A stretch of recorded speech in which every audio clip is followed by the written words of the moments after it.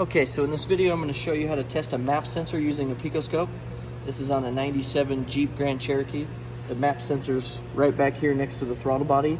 I've got it unplugged right here so that we can test to make sure our wires are what they should be. Right, we should have one 5-volt reference wire, a signal wire, and a ground.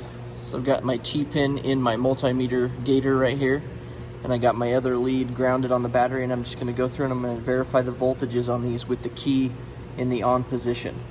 Now don't jab this T-pin down in here and ruin these terminals. Just go in there and gently touch them here. So there's my 5-volt reference wire. Here's my signal, which looks a lot like the 5-volt reference, but according to the wiring diagram, this is the signal wire. And then ground. Everything looks good there. So what we're going to do is we're going to use the same T-pin. We're going to back probe into this connector on the signal wire, and then we'll set up our Picoscope and take our readings.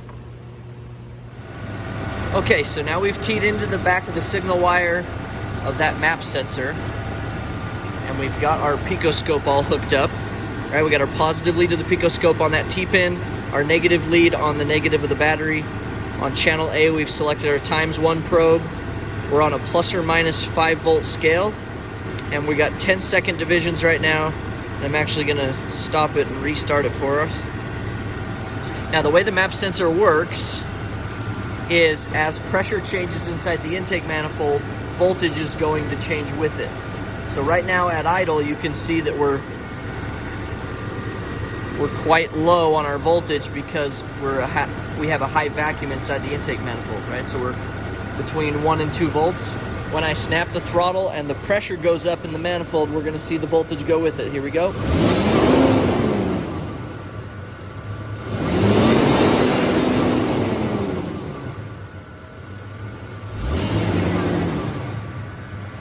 Okay, so that map sensor looks really good. Let's stop that for a second and let's zoom in on just one of those snap throttle events.